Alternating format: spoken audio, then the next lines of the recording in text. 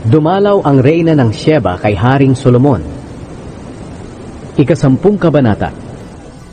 Nang marinig ng reyna ng Sheba ang pagiging tanyag ni Solomon na nakapagbigay ng karangalan sa Panginoon, pumunta siya kay Solomon para subukin ang karunungan nito sa pamamagitan ng mahihirap na tanong. Dumating siya sa Jerusalem na kasama ang marami niyang tauhan at may dala siyang mga kamelyo na kargado ng mga regalo na mga pampalasa, napakaraming ginto at mamahaling mga bato. Nang makita niya si Solomon, itinanong niya rito ang lahat ng gusto niyang itanong. Sinagot ni Solomon ang lahat ng tanong niya, at walang anumang bagay ang hindi niya naipaliwanag sa kanya. Nang mapatunayan ng reyna ng Sheba ang karunungan ni Solomon, at nang makita niya ang ganda ng palasyo na ipinatayo nito, hindi siya makapaniwala. Ganoon din nang makita niya ang pagkain sa mesa ng hari, ang pamamahala ng kanyang mga opisyal, ang paglilingkod ng mga utusan na may magagandang uniforme, ang mga tagasilbi ng kanyang inumin, at ang mga handog na sinusunog na inialay nito sa templo ng Panginoon.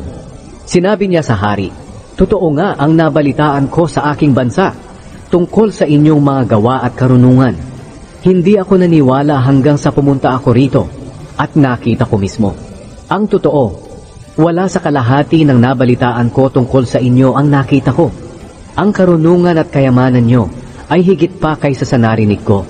Napakapalad ng inyong mga tauhan.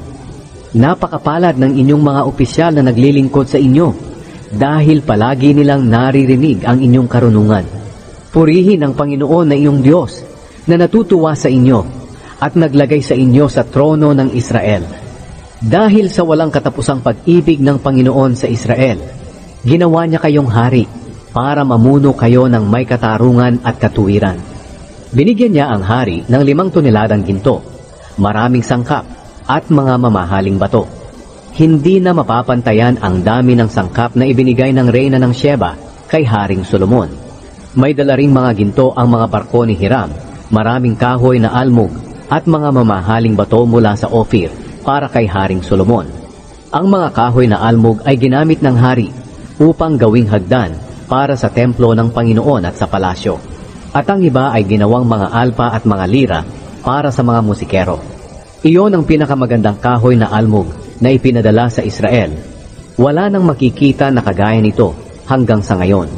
Ibinigay ni Haring Solomon sa reyna ng Sheba ang anumang hingin niya, bukod pa sa mga regalo na ibinigay ni Solomon sa kanya. Pagkatapos, umuwi na ang reyna kasama ang mga tauhan niya. Ang kayamanan ni Solomon. Taon-taon, tumatanggap si Solomon ng 23 toneladang ginto.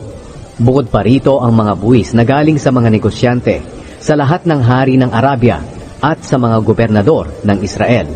Nagpagawa si Haring Solomon ng 200 malalaking pananggalang na ang bawat isa ay nababalutan ng mga 7 kilong ginto. Nagpagawa rin siya ng 300 maliliit na pananggalang na ang bawat isa ay nababalutan din ng ginto na mga 3.25 kilo. Pinalagay niya ang lahat ng ito sa bahagi ng palasyo na tinatawag na kagubatan ng Lebanon. Nagpagawa rin ang hari ng isang malaking trono na gawa sa mga pangil ng elepante at binalutan ito ng purong ginto. May 6 na baitang ang tronong ito at pabilog ang sandalan. Sa magkabilang gilid nito na may patungan ng braso ay may estatwang leon na nakatayo. Mayroon ding estatwang leon sa bawat gilid ng baitang. Ang estatwang leon sa 6 na baitang ay 12 lahat. Walang trono na katulad nito, kahit saan mang kaharian. Ang lahat ng kopang inuman ni Haring Solomon ay purong ginto, at ang lahat ng gamit sa bahagi ng palasyo na tinatawag na kagubatan ng Lebanon ay purong ginto rin. Hindi ginawa ang mga ito sa pilak, dahil maliit lang ang halaga nito ng panahon ni Solomon. Si Solomon ay may mga barko rin na pangkalakal na naglalayag kasama ng mga barko ni Hiram. Ang mga barkong ito'y umuuwi 1 beses sa 3 taon na may dalang mga ginto, pilak, pangil ng elepante, at malalakit maliliit na uri ng unggoy. Walang sino mang hari sa mundo na makakapantay sa karunungan at kayamanan ni Haring Solomon. Ang mga tao sa mundo ay naghahangad na makita si Solomon para mapakinggan ang karunungan na ibinigay ng Diyos sa kanya. Taon-taon, ang bawat dumadalaw sa kanya ay may mga dalang regalo mga bagay na gawa sa pilak at ginto, mga damit, mga sandata, mga sangkap, mga kabayo at mga mola. Nakapagtipon si Solomon ng 14,000 mga karwahe at 12,000 kabayo. Inilagay niya ang iba nito sa mga lungsod na taguan ng kanyang mga karwahe at ang iba'y doon sa Jerusalem. Nang panahong siya ang hari, ang pilak sa Jerusalem ay tulad lang ng mga pangkaraniwang bato at ang kahoy na sedro ay parang kasindami ng mga pangkaraniwang puno ng sikomoro sa mga kaburulan sa kanluran. Ang mga kabayo ni Solomon ay galing pa sa Ehipto at sa Cilicia. Binili ito sa Cilicia ng kanyang mga tagabili sa tamang halaga.